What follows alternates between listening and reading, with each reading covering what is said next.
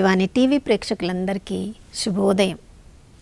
యేసుక్రీస్తు పరిశుద్ధ నామంలో ప్రియులారా మీ అందరికీ స్వాగతం, సుస్వాగతం.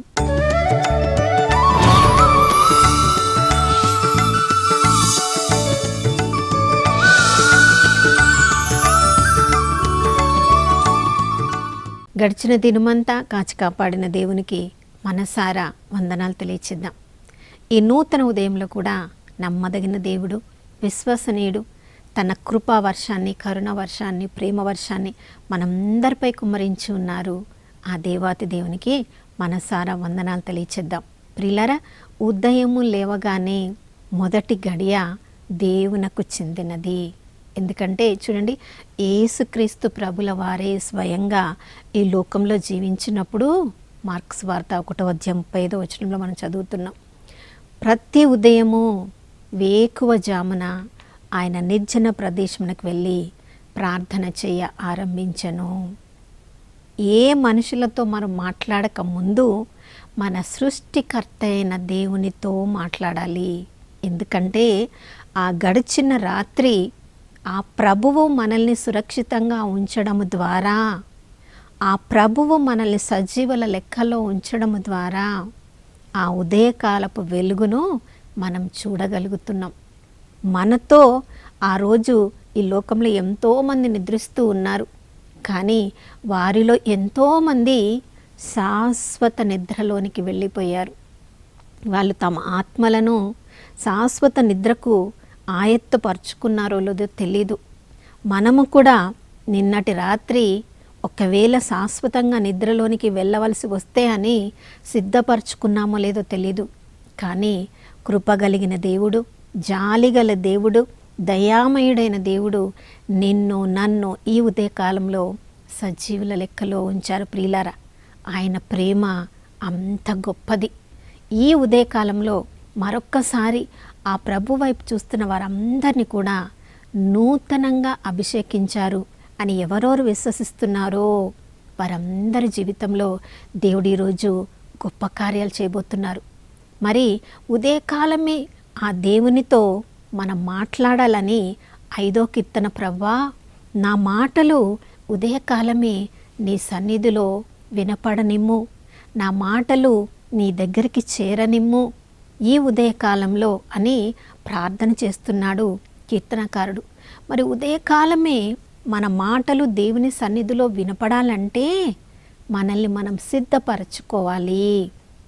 ఉదయం లేవగానే నా మాటలు దేవుని సన్నిధికి చేరాలంటే దేవుని సన్నిధికి నన్ను నేను అప్పచెప్పుకోవాలి. ప్రియులారా, మరి ఉదయకాలమే దేవుని సన్నిధిలో మనము ఉన్నప్పుడు, అందుకనే మత్తయి సువార్త 6:33 మొదట దేవుని రాజ్యమును ఆయన నీతిని మనం వెతికినప్పుడు ఆ రోజుకి మనకు అవసరమైన అన్నీ కూడా మనకి అనుగ్రహించబడును.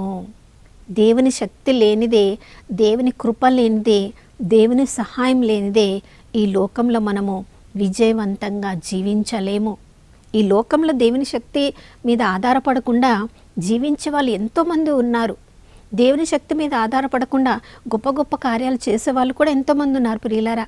కానీ వాళ్ళందరూ చేసిన కార్యములు వాళ్ళతోటే అశాశ్వతంగా ఈ లోకంలో గుర్తింపు లేకుండా కూడా ఉండిపోతాయి. కానీ ఈ లోకంలో మనం శాశ్వతం కాదని మనకు తెలుసు కాబట్టి మొదట ఆయన రాజ్యాన్ని, అంటే దేవుని రాజ్యం అంటే నీతి, శాంతి, సమాధానములు. మొట్టమొదట మనల్ని మనము దేవుని నీతి ప్రకారం, ప్రభువా ఈరోజంతా నేను జీవించాలని, ఆయన నీతి ప్రకారం జీవించాలని మనం కోరుకోవాలి. దేవుని శాంతిలో మనం ఎల్లప్పుడూ ఉండాలని కోరుకోవాలి. సమాధానంగా మనలో మనకి సమాధానం ఉండాలి, మన కుటుంబ సభ్యుల మధ్య సమాధానం ఉండాలి, మనం నివసిస్తున్న సంఘంలో సమాధానం ఉండాలి, మన దేశంలో, ప్రపంచంలో సమాధానం ఉండాలని మొదటిగా దేవుని రాజ్యాన్ని కోరుకోవాలి. ప్రియులారా, దేవుని సన్నిధిలోనికి ప్రవేశించడానికి మనల్ని మనం ఉదయకాలమే సిద్ధపరచుకోవాలి. మొదటి గడియ నేను దేవునితో గడపాలి. ప్రియులారా, దేవుని సన్నిధిలో ప్రవేశించడం అంటే చూడండి, ఆదికాండం 1వ అధ్యాయంలో మనం 28వ వచనంలో చదువుతున్నాం. దేవుడు వారిని దీవించెను. ఆ దీవెన ద్వారా మాత్రమే వాళ్ళు ఫలించగలిగారు. ఆ ఫలితము ద్వారా మాత్రమే వారి ప్రపంచమంతటికి ఆశీర్వాదకరంగా మారగలిగారు. ఉదయకాలంలో దేవుని ఎవరెవరు వెతుకుతారో వారి మీదికి దేవుని దీవెన దిగి వస్తుంది. యెషయా గ్రంథం 43వ అధ్యాయం 21వ వచనంలో మనం చదువుతున్నాం. ఆ జనులను నేను నా కొరకు సృజించుకున్నాను, ఎందుకంటే వారు నా స్తుతులను పాడువారు. ప్రియులారా, ఉదయకాలమే లేచినప్పుడు సృష్టి అంతా కూడా పక్షులు కిలకిలా రావాలు చేస్తూ ఆ దేవుని స్తుతిస్తూ ఉంటాయి. పక్షులే తమ సృష్టికర్తను గుర్తించుకొని ఆ దేవుని స్తుతిస్తూ ఉన్నప్పుడు తమ భాషలో తమకు వచ్చిన శబ్దాల ద్వారా ఆ దేవుని స్తుతిస్తూ ఉన్నప్పుడు దేవుని రూపంలో సృజింపబడిన మనము, దేవుని దీవెన ద్వారా ఫలభరితం కావలసిన మనము, ఫలభరితమైన జీవితముల ద్వారా ఎంతోమందికి ఆశీర్వాదకరంగా మారవలసిన మనము ఇంకా ఎంతగా దేవుని సన్నిధితో ఉదయకాలం నింపబడాలో. స్తుతిల సింహాసనముపై దేవుడు ఆసీనుడై వచ్చినప్పుడు ప్రభువు ఎవరెవరైతే ఆ సింహాసనాన్ని ఏర్పాటు చేస్తారో వారందరినీ కూడా దీవిస్తారు. ఆ దీవెన ద్వారా ఫలభరితమవుతాము. అవును ప్రియులారా, మరి ప్రార్థనలో మొదట దేవుని యొక్క స్తుతి ద్వారా సింహాసనాన్ని ఏర్పాటు చేసినప్పుడు ఆ దేవుని సన్నిధితో మనము, మన గృహము, మనం ప్రార్థన చేస్తున్న స్థలము నింపబడినప్పుడు చూడండి, మనకు తెలియకుండానే కన్నుల్లోంచి నీరు కారిపోతూ ఉంటుంది. ఎన్నోసార్లు మనకి అనుభవం కలిగి ఉంటుంది. ఎంతోమంది తమ ఈ అనుభవాన్ని కూడా మనకు తెలియజేస్తూ ఉంటారు. నేను దేవునికి స్తుతి పాడుతూ ఉన్నాను, దేవుని సన్నిధిలో కూర్చొని ఆ ప్రభుని స్మరిస్తూ ఉన్నప్పుడు నాకు తెలియకుండానే కన్నీరు కారిపోతూ ఉందని మన అనుభవాన్ని, ఇతరుల అనుభవాన్ని చెప్పడము ఎన్నోసార్లు మనం వింటాం. ఎందుకు అనుభవం అంటే మన శరీరము అనిశ్చితంగా మారిపోయి మన మనస్సు, మన హృదయము దేవునిలో ఐక్యమైనప్పుడు మన పరిస్థితి అంతా కూడా మన యొక్క ప్రార్థన ద్వారా దేవునికి చెప్పాలి. ప్రియులారా, మన పరిస్థితి, మన శ్రమలు, శోధనలు దేవునికి తెలియదు అని కాదు, కానీ మీరు అడగండి ఇవ్వబడును అని ప్రభు చెప్పారు. కాబట్టి మన జీవితంలో ఉన్న పరిస్థితి, మన కుటుంబంలో ఉన్న పరిస్థితి, ఏ ఆందోళన, ఆవేదన ఉన్నాయో వాటన్నిటినీ విజ్ఞాపన ప్రార్థనలో ఆ దేవునికి అప్పగించాలి. అప్పగిస్తూ సర్వశక్తిమంతుడైన దేవుడు, ఆయనకు అసాధ్యమైనది ఏది కూడా లేదు. కాబట్టి ఏది మంచి మన జీవితంలో జరగాలో, ఏ అవసరమో మనకుందో దాన్ని తీర్చబోయే దేవుణ్ణి ఒకవైపు ఆరాధిస్తూ మరొక వైపుకి ఆ దేవుని ఆజ్ఞలను పాటించడానికి కావలసిన శక్తిని ఆ రోజు అనుగ్రహించమని మరోవైపుకి అర్థించాలి. ప్రియులారా, ఆరాధన చేస్తూ ఉన్న సమయంలోనే దేవుని శక్తి కొరకు మనం అర్థన కూడా చేయాలి. ఎందుకంటే ఈ లోకము సైతాను ఆధీనంలో ఉంది, సైతాను పరిపాలించే లోకంలో ఉన్నాము. కాబట్టి దేవుని ఆజ్ఞలకు వ్యతిరేకంగా జీవించడానికి ఎన్నో పరిస్థితులు ఉంటాయి. ఎన్నో పరిస్థితులు, అబద్ధములు చెప్పే పరిస్థితుల్లోనికి మనం తీసుకుని వెళ్ళబడతాం. అన్యాయం చేసే పరిస్థితులు మనకి ఎదురవుతాయి. ఇతరులను నిందించే పరిస్థితులలో ఎన్నో పరిస్థితులు ఆ రోజులో రావచ్చు. కానీ వాటన్నిటినీ దాటుకొని పోవడానికి ప్రభా, నీ శక్తి, నీ బలము నాకు కావాలి అని ఆ ప్రభువును మనం అర్థించాలి. చూడండి, మనం సమూయేలు మొదటి గ్రంథంలో మొదటి అధ్యాయంలో మనం చదువుతున్నాం. హన్నా ప్రార్థన ఉదయమే లేచి, పండుగ సమయంలో ఉంది, అందరు ఇంకా తిని త్రాగి నిద్రిస్తూ ఉన్న సమయంలో ఆమె మాత్రము ఉదయమే లేచి దేవాలయానికి వచ్చి ఆ దేవుని స్తుతించి తన కన్నీటి ప్రార్థన ద్వారా తన మనస్సును ప్రభు ముందు కుమ్మరిస్తుంది. ప్రియులారా, 1వ అధ్యాయం 15వ వచనంలో మనం చదువుతున్నాం. ప్రార్థన అంటే ప్రభువు ముందు మనస్సు విప్పి మాట్లాడడం.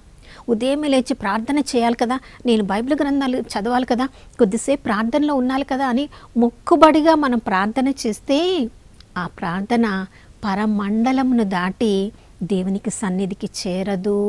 చూడండి, హృదయపూర్వకంగా హన్నా ప్రార్థన చేసింది కాబట్టి ఆ దేవాలయంలో అదంతా గమనిస్తున్న గురువైన ఏలి ఆమెను గమనించి ఆమె హృదయాన్ని తెలుసుకొని ఆమెతో మాట్లాడి ఆమె అవసరం ఏముందో తెలుసుకొని ఒక దేవుని సేవకునిగా ఆమెను ఆశీర్వదిస్తున్నాడు. నీవు కోరుకున్న ప్రకారమే నీకు జరుగుతుందమ్మా అని ఆమెను ఆశీర్వదిస్తున్నాడు. ప్రియులారా చూడండి, ఉదయమే లేచి దేవుని సన్నిధిలో తన హృదయాన్ని కుమ్మరించి ప్రార్థన చేసినప్పుడు తన హృదయ కోరిక కూడా తీర్చబడింది. మనందరి జీవితంలో కూడా ఎవరెవరు ఉదయకాలమే మొదటి స్థానాన్ని, మొదటి సమయాన్ని దేవునికి అప్పగిస్తారో వారందరి జీవితంలో ఏదైనా మనం కోల్పోవచ్చు, దేనికైనా మనం సమయాన్ని కేటాయించకపోవచ్చు, కానీ మొదట సెల్ ఫోన్కి కాదు, మొదట కుటుంబ సభ్యులకు కాదు, మొదట మనం చేయవలసిన పనులకు కాదు, మొదటి గడియను దేవునికి అప్పగించవాలి. మొదటి గడియ మనం ఇవ్వవలసింది దేవునితో సమయాన్ని గడిపిన తర్వాతనే దేనికైనా ఎవరికైనా మన సమయాన్ని ఇవ్వాలి. ప్రియులారా, కొద్ది రోజులు మనం ఇలా ప్రయత్నించినప్పుడు చూడండి దేవుడు మన జీవితాన్ని ఎంత ఉన్నత స్థితిలో తీసుకొని వెళ్తారో. కొంతమందిని అడిగినప్పుడు మేము చాలా బిజీగా ఉన్నాము, ఉదయమే లేచి మేము మొదట దేవుడితో గడపడానికి అంత సమయం ఉండదు, చాలా పిల్లలకి సిద్ధం చేయాలి, నా ఉద్యోగానికి సిద్ధపరచుకోవాలి అని అన్నప్పుడు దేవుడు ఆ రాత్రంతా మనల్ని కాపాడకపోతే ఆ బిడ్డలు సజీవుల లెక్కలో ఉంటారా? ఆ ఉద్యోగం మనకి ఉంటుందా? మనము సజీవుల లెక్కలో ఉంటామా? ఇవన్నీ చేసిన దేవునికి మొదట వందనాలు చెప్తే కదా ఆ రోజు ఇంకే ఏ ఆశీర్వాదములు మనకి దేవుడు సిద్ధం చేసి పెట్టారో వాటిని మనము పొందగలము. ఆ ఉదయకాల ప్రార్థనలో మన ఆ రోజు పరిస్థితిని అంతా కూడా దేవునికి అప్పగించి ఏ శ్రమలు రాబోతున్నాయో, ఏ శోధనలు రాబోతున్నాయో, ఏ అవమానములు మనం ఎదుర్కోవలసి ఉంటున్నామో, ఎవరెవరు మనల్ని నిందించబోతున్నారో వాటన్నిటికీ ఎదుర్కోవడానికి కావలసిన కృపను, ఎవరెవరు ఏ పరిస్థితిలో మనల్ని వ్యతిరేకంగా మాట్లాడినప్పటికీ మనకి వ్యతిరేకంగా ఏ పరిస్థితి చేసినా, ఏ కార్యాలు చేసినా దేవుని చిత్తంలో ఆ దేవుని కృపలో మనము నడిపించబడాలని ఉదయకాలమే ఆ దేవుని దయ కొరకు మనం ప్రాధేయపడాలి. ప్రియులారా, ఎవరు ఏ విధంగా మనల్ని ఎలాగ మభ్యపెట్టాలని చూసినా కూడా దేవుని వాక్యమును మనం ఉదయకాలంలో చదివినప్పుడు దేవుడు ఏ సత్యంలో మనం జీవించాలని ఆ కృప మనకు అనుగ్రహించబడిందో దాని నుంచి తొలగిపోకుండా మన నోటి దగ్గర ఆ రోజంతా కూడా దేవదూతలు కావలాగా ఉండాలని ప్రార్థన చేయాలి. మనం వెళ్ళే మార్గంలో దేవునికి మహిమకరంగా ఉండే పరిస్థితులలోనికి మనం వెళ్ళాలని ప్రార్థన చేసుకోవాలి. దేవుని చిత్తం కాకుండా ఏ స్నేహితులు ఎవరు ఉన్నా కూడా వాళ్ళ మాటలకి మనము ప్రభావితము కాకుండా ప్రతి పరిస్థితులలో దేవుని వాక్యమే మన పాదములకు దీపమై నడిపింపబడాలని ప్రార్థన చేయాలి. మన కుటుంబ సభ్యులు ఎక్కడెక్కడ ఉన్నారో వాళ్ళు దేవుని చిత్తంలో ఉండేటట్లు, దేవుని కాపుదల వారికి ఉండేటట్లుగా ప్రార్థన చేయాలి. కాబట్టి ఉదయమే ప్రభు సన్నిధిలో గడిపిన వారందరి జీవితాలు దేవుడు ఎంతో గొప్పగా ఆశీర్వదించినప్పుడు మరి మనమెందుకు ఆ గొప్ప తరుణాన్ని ఉపయోగించుకోకూడదు? ఉదయమే లేచి దేవునితో సమయాన్ని గడిపినప్పుడు ఆ రోజంతా పొందే ఆశీర్వాదములను మన జీవితంలో జరిగినవి ఇతరులు గమనించినప్పుడు వారు కూడా దేవుని చేత ఆశీర్వదింపబడాలని మన వైపు చూస్తారు, మన మార్గదర్శకులుగా ఉన్నట్లుగా గమనిస్తారు. కాబట్టి ఆ గొప్ప తరుణాన్ని మనం కోల్పోకుండా ఈ ఉదయకాలంలో మనం ప్రార్థన చేద్దాం. ప్రతిరోజు దేవునికి ఉదయకాలమే సమయాన్ని కేటాయిద్దాం, ఉదయకాలమే దేవుని రాజ్యాన్ని వెతుకుదాం. అటువంటి కృపను అనుగ్రహించమని ప్రార్థించుకుందాం. నాతో కలిసి ప్రార్థించండి. పరిశుద్ధమైన దేవానికి స్తోత్రములు తండ్రి. సైతానుచే నడిపించబడుతున్న ఈ లోకంలో ప్రభా, ఎటు చూసినా శ్రమలు, ఎటు చూసినా శోధనలు, ఎటు చూసినా వేదనలు, కన్నీరు ఉండగా ప్రభా, ఈ అంధకారంలో లోకంలో అయ్యా మీ వాక్యము సత్యము మాత్రమే మమ్మల్ని నాయన సజీవంగా ఉంచగలదు తండ్రి. ఈ అంధకార లోకంలో నాయన మేము నీ వెలుగులో నడిపించబడాలంటే ఉదయకాలమే నీ వైపుకి మా కన్నులెత్తులు చూడాలి ప్రభా. సర్వశక్తిమంతుడైన దేవుడు అయినప్పటికీ యేసయ్య, మీరే ఉదయకాలము తండ్రితో సమయాన్ని గడిపి ఆ రోజంతా దేవుని చిత్తానికి మిమ్మల్ని మీరు అప్పగించుకున్నప్పుడు దేవునికి మహిమకరంగా మీరు ప్రతిరోజు జీవించారు. అదే అడుగుజాడలో మేము కూడా ప్రభా ప్రతి ఉదయము నీ సన్నిధిని వెతికి దేవుని వాక్యము ద్వారా నడిపించబడుతూ దేవుని చిత్తంలో మా రోజంతా జీవిస్తూ దేవునికి మహిమకరంగా మా జీవితాలు ఉండునట్లుగా ఉదయకాలమే మమ్మల్ని మీరు ఆకర్షించుకోనండి ప్రభా.